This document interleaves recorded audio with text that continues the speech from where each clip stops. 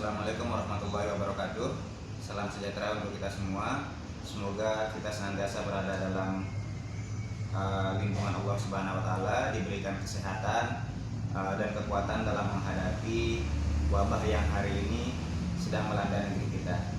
Jadi saya berinisiatif melakukan perkuliahan dengan menggunakan metode YouTube ini seperti yang saya komunikasikan bila hari melalui WhatsApp. Di YouTube ini ada banyak sebenarnya materi yang akan saya sampaikan, begitu ya. Karena sebelumnya sudah ada materi hukum pajak, kemudian nantinya akan ada materi-materi dasar mengenai hukum pidana, kemudian politik hukum dan demokrasi, kemudian ada juga materi-materi tentang antropologi hukum. Semua materi itu adalah materi perkuliahan yang saya ampu pada semester ini. Meskipun demikian saya membatasi, silahkan saja kalau memang mau diakses semuanya tidak masalah oleh rekan-rekan dan bapak dan ibu gitu ya. Tapi kalau mau hanya mengakses mata kuliah penologi ini juga tidak masalah. Nah, kenapa saya menggunakan metode YouTube seperti kita diskusikan kemarin? Kalau seandainya saya menggunakan Google Classroom atau Zoom, khawatirnya nanti ada yang nggak kebagian materinya, gitu kan? Ada yang berhalangan untuk hadir. Kalau saya gunakan metode YouTube ini kan semua bisa akses kapan saja. Gitu. Jadi entah nanti selesai bekerja atau apa silahkan dibuka. Tapi nanti di kolom komentar itu komentari dengan instruksi saya yang di WA itu ya. Jadi silakan ketik NIM di sana supaya saya tahu apakah rekan-rekan, bapak dan ibu sudah mendengarkan atau mengikuti perkuliahan ini. Gitu.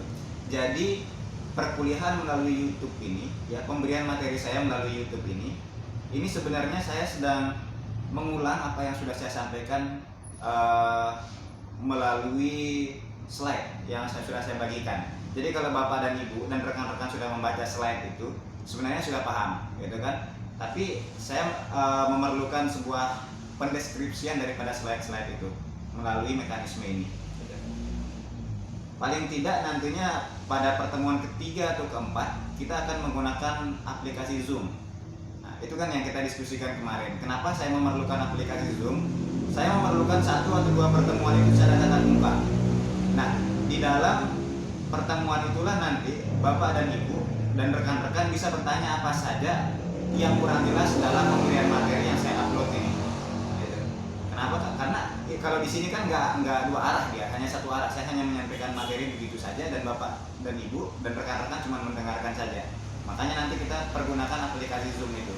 Saya harap waktu penggunaan aplikasi Zoom itu semua hadir, gitu. Dan bisa menanyakan apa saja yang berkaitan dengan kebingungannya atau ketidakjelasannya dalam perkuliahan penologi ini. Begitu ya bapak dan ibu dan rekan-rekan semuanya. Gitu. Jadi pada dasarnya kalau kita berbicara penologi ini bapak dan ibu ya, silakan saya sambilan dilihat slide-nya. Nanti saya juga akan memunculkan deskripsi di layar, bisa sambil dilihat di layarnya. Ini kan mata kuliah lanjutan sebenarnya. Ya. Kenapa saya bilang mata kuliah lanjutan? Dasarnya ada di dalam hukum pidana. Nah, kalau kita belajar penologi ini seringkali orang itu dia berpikir apa sih perbedaan antara penologi, penitensier, dan kriminologi ini? Ini kan ada bapak dan ibu dan rekan-rekan mendapatkan materi-materi tentang itu. Sederhana sebenarnya, kalau kita mau artikan secara sederhana penologi ini, kita akan mempelajari sistem pemasyarakatan. Meskipun definisi daripada penologi ini tidak sesempit itu. Nanti kita uraikan secara lebih detailnya definisi-definisi itu sudah ada di slide juga. Jadi kita berangkat daripada pengertian hukum saja dulu. Sama saja seperti hukum, pengertian penologi ini. Kita tidak bisa mendapatkan sebuah pengertian yang absolut atau mutlak, gitu kan, yang bisa menggambarkan istilah tersebut. Gitu. Misalnya kalau kita berbicara hukum, ada tidak sih pengertian yang mutlak mengenai hukum itu, atau pengertian yang absolut mengenai hukum itu, sehingga semua orang bisa menerima definisi tersebut. Kalau saya tanya begitu, barangkali misalnya bapak dan ibu atau rekan-rekan akan berargumentasi hukum itu adalah produk yang dibuat oleh negara, begitu kan? Atau hukum itu adalah produk yang dibuat oleh legislatif. bersama dengan eksekutif, gitu kan? Dan kemudian dia harus ditaati oleh rakyat. Dia berlaku di sebuah negara. Kalau definisi hukum itu seperti itu, maka itu yang kita bicarakan adalah hukum yang dibuat oleh negara. Padahal hukum tidak sesempit itu. Ada juga hukum adat. Hukum adat itu dia tidak dibuat oleh legislatif sama sekali, gitu kan? Dia dibuat oleh tokoh-tokoh adat, tokoh-tokoh masyarakat, gitu. Makanya untuk mendefinisikan hukum itu sangat sulit. Makanya seorang filsuf namanya Immanuel Kant, ya, dia adalah seorang filsuf tokoh besar di Jerman. Apa katanya? Ketika dia mendefinisikan tentang hukum, noch sahen die Juristen eine Definition Begriff von Recht, Zuhirem Begriff von Recht, itu katanya. Jadi dia mengatakan bahwa tidak ada satu orang pun yang bisa mendefinisikan hukum itu secara mutlak, yang bisa menggambarkan hukum itu, karena memang sangat sulit mendefinisikan hukum itu.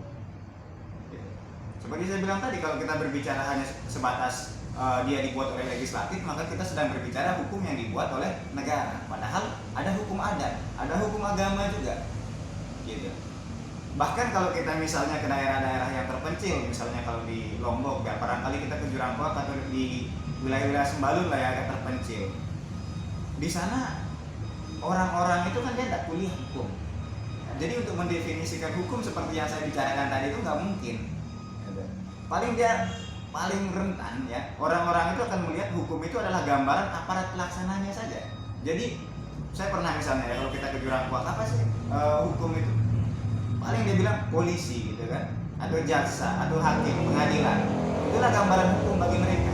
Padahal apa yang mereka sebutkan tadi itu, dia adalah elemen ketiga kalau kita berbicara pendapat atau pernyataan daripada Friedman. Kalau Friedman kan ada namanya structure, substance, dan kultur. Nah, apa kultur itu? Budaya hukum, pandangan orang mengenai hukum. Kemudian ada apa substansi itu? Substansi itu berkaitan dengan apa namanya aturan-aturannya, aturan perundang-undangannya, gitu kan? Apakah sudah tersedia atau tidak? Kemudian structure. Structure itu berkaitan dengan aparat pelaksananya atau institusi-institusi di dalam sebuah negara. Nah, yang tadi definisi hukum menurut orang-orang di kawasan tadi yang saya bilang tadi, menggambarkan bahwa hukum itu adalah polisi, hukum itu adalah hakim, hukum itu adalah jaksa, itu berarti dia hanya berbicara mengenai hukum dalam gambaran struktur hukum. Sangat sulit. Meskipun demikian, ya, kita tetap saja memerlukan sebuah definisi untuk membatasi pembicaraan kita, supaya di dalam tahapan awal itu kita bisa berbicara dengan terarah. Makanya kemudian definisi-definisi dari penologi ini saya sudah sertakan di dalam slide ya. Silakan Bapak dan Ibu dan rekan-rekan tinggal mengakses itu saja. Gitu. Stop dulu coba. Perbedaan mendasar antara penologi penitensier misalnya. Ya, saya jelaskan. Jadi kalau penitensier itu kan kita berbicara hanya tentang pemidanaan, pidananya saja, sanksi-sanksi pidana, itu dibatasinya di sana. Nah kalau penologi ini dia berbicara lebih jauh. Jadi di samping kita berbicara pemasyarakatan, kita berbicara pemidanaannya, ada tujuan pemidanaan dan sebagainya, kemudian tentang pidananya. Kemudian kita juga berbicara bagaimana kebijakan di masa yang akan datang. Bagaimana upaya penanggulangannya, misalnya preventifnya. Kemudian bagaimana upaya represifnya, termasuk tadi saya berbicara criminal policy-nya. Jadi penologi ini di masa yang akan datang akan seperti apa sistem pemidanaan kita. Itu kita bahas juga di dalam mata kuliah penologi ini. Nanti akan kita bahas selama 1 semester ini ya. Di slide-slide berikutnya juga tetap kita akan bahas mengenai itu. Sekarang kita mulai kembali daripada kedudukannya. Kedudukan daripada penologi ini di dalam ilmu hukum. Tadi saya sudah bicara. Jadi kalau kita berbicara ilmu hukum itu ada ilmu hukum yang sifatnya normatif dan ilmu hukum yang sifatnya empiris ya. Jadi kalau ilmu hukum yang sifatnya normatif itu dia disebutnya law in the book gitu ya. Hukum di dalam buku. Makanya kajiannya itu biasanya adalah kitab undang-undang, undang-undang hukum pidana biasanya kalau kita berbicara pidana. Kemudian jurisprudensi. Nah, kemudian ada juga konvensi-konvensi internasional. Nah kemudian ada yang sifatnya empiris. Nah empiris ini dia bersentuhan langsung di dalam masyarakat, kenyataannya, gitu ya. Nah ilmu-ilmu yang berkaitan dengan ilmu hukum yang sifatnya empiris ini kan ada antropologi hukum misalnya. Dia meneliti manusianya, bekerjanya manusia di dalam masyarakat itu seperti apa. Kemudian ada sosiologi hukum, yang diteliti itu adalah sosial, struktur sosial kemasyarakatan. Kemudian ada namanya psikologi hukum, ada namanya kriminologi, ada namanya penologi, dan ada namanya viktimologi. Nah, sebagai mata kuliah lanjutan hukum pidana ini, maka kemudian ada pembagian yang mendasar tadi itu ya. Ada yang berbicara kriminologi, ada yang berbicara penologi, ada yang berbicara tentang viktimologi. Ini kalau kita sudah bicara dalam tataran yang lebih jauh lagi ya. Jadi kalau saya deskripsikan lagi, sekalian saya mengulang aja ya, brainstorming saja apa yang sudah disampaikan oleh dosen-dosen sebelumnya. Misalnya kalau kriminologi itu apa? Kriminologi kita berbicara tentang penjahat. Mengapa sih orang itu melakukan sebuah kejahatan? Gitu kan? Apa sih penyebabnya? Gitu. Apakah itu adalah murni daripada dalam dirinya sendiri? Apakah memang seperti katanya Lambrusco juga karena terpengaruh oleh ciri-ciri fisiknya, misalnya kalau hidungnya pesek, dagunya lebar dan segala macam, maka dia adalah seorang penjahat. Nah, kalau Bapak dan Ibu serta rekan-rekan ingat lagi teorinya Lambrusco, itu kan seperti itu. Dia meneliti Lambrusco itu, teori fisiognomi itu di penjara pada waktu itu. Kemudian teori itu memang direvisi setelah dia mendapat banyak kritikan daripada ahli hukum lainnya.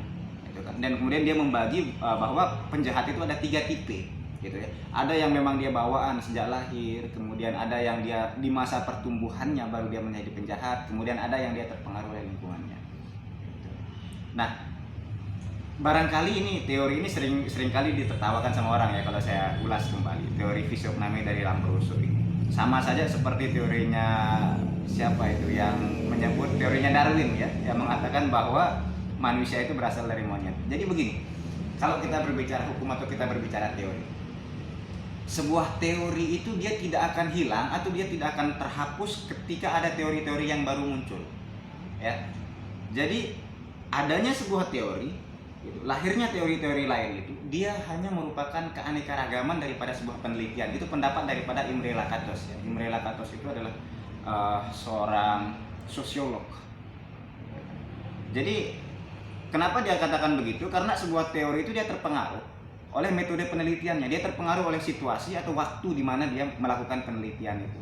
Barangkali kalaupun ada kekeliruan di dalam teori itu, dia kekeliruan itu ada pada metode penelitiannya.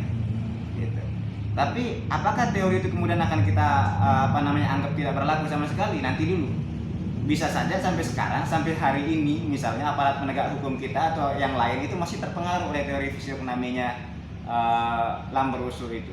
Bahkan pada eranya rezimnya Soeharto ya, kalau Bapak dan Ibu atau rekan-rekan masih ingat, di eranya Soeharto itu asalkan orang punya tato saja itu sudah dianggap sebagai penjahat. Itu kan berarti dia terpengaruh oleh karakter-karakter fisik. Padahal teori Lambrusco itu udah lama banget. Jadi kalau kita berbicara tentang viktimologi gitu ya, berarti kita berbicara tentang upaya perlindungan terhadap korban, atau siapa yang menjadi korban, atau siapa yang berpotensi menjadi korban, gitu kan. Nah, ini kalau kita berbicara tentang viktimologi ini juga tidak lepas daripada Bapak dan Ibu dan rekan-rekan pasti sudah mendapatkan materi tentang ini. Bagaimana kemudian nantinya keterlibatan korban itu di dalam terjadinya sebuah peristiwa pidana yang akan menentukan penilaian hakim dalam memutus sebuah peristiwa pidana atau perbuatan pidana ya. Berat dan ringannya hukuman terhadap pelaku itu ditentukan juga oleh sumbangsih daripada korbannya. Makanya kalau di dalam viktimologi itu Bapak dan Ibu dan rekan-rekan, itu kan ada 5 pembagian ya, ada 5 pembagian korban, 5 tingkatan korban lah saya katakan. Ada yang korban itu adalah murni adalah korban, kemudian ada yang korban itu dia menyumbang sumbangsih sedikit dibandingkan pelaku. Kemudian ada yang korban itu sumbangsihnya sama dengan pelaku, ada yang korban itu sumbangsihnya lebih besar dibanding pelaku, dan ada yang korban itu dia adalah pelaku itu sendiri. Apa yang dimaksud korban itu adalah pelaku itu sendiri? Misalnya dalam kasus bunuh diri, gitu kan? Siapa yang menjadi korban ya dia sendiri, siapa yang menjadi pelaku dia juga. Gitu. Apa yang dimaksud misalnya sumbangsih sumbangsinya lebih besar daripada pelaku. Misalnya ada seorang perempuan ya, dia jalan dengan pakaian yang seksi pada tengah malam jam 11 malam misalnya, gitu ya. Dia cuma pakai rok mini kemudian lewat di sebuah gang gitu kan. Gang yang padahal menurut ceritanya orang-orang kebanyakan atau sudah bukan rahasia umum kalau di gang itu sering terjadi atau tempat berkumpulnya orang-orang yang jahat begitu ya, begal dan segala macam. Nah kalau dia terjadi peristiwa pidana berarti dia punya sumbangsih di sana, gitu kan? Sumbangsinya besar dalam peristiwa pidana itu, gitu. Karena dia memancing juga terjadinya peristiwa itu. Nah semua ini kan tingkat keterlibatan korban ini dia menentukan bagaimana perlakuan terhadap pelaku, hukuman terhadap pelaku di kemudian hari. Nah ini kalau kita berbicara gambaran tentang viktimologi ya, saya ulas sedikit lagi karena saya bilang ini sebagai landasan awal kita sebelum kita berbicara jauh tentang penologi. Jadi sudah saya sampaikan tentang kriminologi, kemudian tentang viktimologi, berikutnya tentang penologi ini. Nah penologi ini kalau sebenarnya kan sudah saya sampaikan di awal, kita hanya berbicara tentang pemidanaan saja gitu ya, atau sistem pemenjaraan saja. Ini di pengertian paling sempitnya nih. Dalam arti luas sebenarnya penologi ini bisa berarti upaya preventif maupun upaya represif yang dilakukan oleh negara dalam sebuah pemidanaan atau dalam proses pemidanaan terhadap pelaku kejahatan. Itu pendapat daripada Sutherland ya. Sutherland ini yang dia memperluas objek kajian daripada penologi itu. Dia adalah seorang kriminolog ya. Dia juga adalah sosiolog daripada sebuah universitas di Amerika. Dialah yang Sutherland ya, kalau tulisannya itu. Sutherland ini dialah yang mencetuskan teori, kalau di dalam kriminologi itu teori kejahatan kerah putih.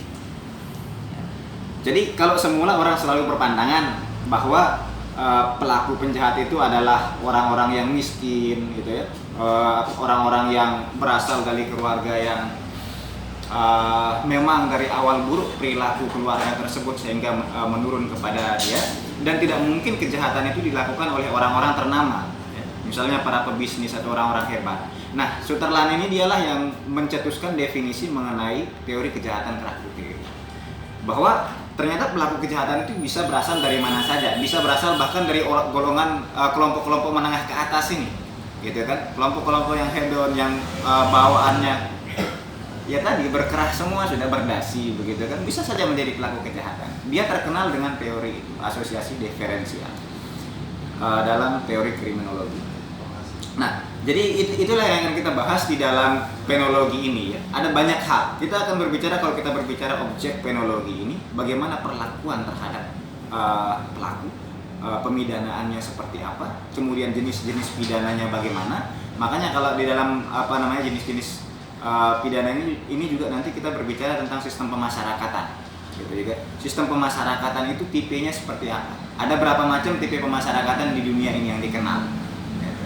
Berikutnya juga kita berbicara tentang kebijakan di masa yang akan datang seperti apa. Makanya saya tadi bilang penologi ini dia juga bagian daripada criminal policy. Dia berbicara tentang kebijakan kriminal di dalam sebuah negara pada saat ini dan bagaimana kebijakan di masa yang akan datang. Nah, kita akan banyak mengulang gitu ya. Kita akan banyak mengulang materi-materi yang tentunya sudah disampaikan oleh dosen-dosen sebelumnya. Pada tataran ketika kita berbicara tujuan pemidanaan misalnya, maka kita nanti akan membahas teori relatif, teori absolut, teori relatif, teori integratif. Kemudian kalau di UGM itu ada berkembang mazhab teori kontemporer. Itu kalau di kampus-kampus lain itu kan dia hanya sebatas teori absolut, teori relatif, dan teori integratif kalau berbicara tujuan pemidanaan. Tapi kalau di UGM tokohnya Prof. Edward itu dia ada teori kontemporer. Ini kita akan bahas, kita akan kupas semuanya. Nah, berkaitan dengan itu, ini sebagai pengantar ya. Nanti kita silakan bapak-bapak dan ibu-ibu juga rekan-rekan nanti ya, silakan dilihat lagi kuliah-kuliah mengenai penologi di channel YouTube ini. Ini kan video pertama yang saya upload pada hari ini. Nanti berikutnya akan ada video kedua, ketiga, dan seterusnya sampai materi kita tuntas. Saya usahakan besok sudah ada materi berikutnya. Nah, seperti yang saya bilang tadi, saya ingatkan kembali, cara saya sederhana untuk melihat apakah memang nantinya Bapak dan Ibu atau rekan-rekan mengikuti perkuliahan ini. Silakan di kolom komentar itu ketik NIM-nya saja. Gitu. Dan kemudian kalaupun ada pertanyaan silakan disampaikan melalui WhatsApp group misalnya, atau saya bisa jawab langsung di sana di WhatsApp group itu kalau ada yang kurang dimengerti. Atau kita di pertemuan ketiga dan keempat saya sudah sampaikan tadi, kita akan menggunakan aplikasi Zoom atau Google Classroom. Di sana kita akan langsung berinteraksi secara tatap muka. Silakan Bapak dan Ibu dan rekan-rekan kalau ada pertanyaan nanti disampaikan di sana. Gitu. Sehingga di dalam pertemuan itu nanti kita akan dua arah. Bapak dan Ibu bertanya, saya menjawab secara langsung. Kalau di sini kita satu arah saja, saya saja yang bicara, gitu ya. Jadi ini sebagai pertemuan awal, saya bilang tadi sebagai pembuka. Mudahan di pertemuan-pertemuan berikutnya tetap bisa diikutin, gitu ya. Kemudian mengenai tugas juga nanti akan saya sampaikan melalui YouTube ini. Terima kasih atas perhatiannya dan semoga senantiasa kita diberikan kesehatan. Amin ya rabbal alamin. Assalamualaikum warahmatullahi wabarakatuh.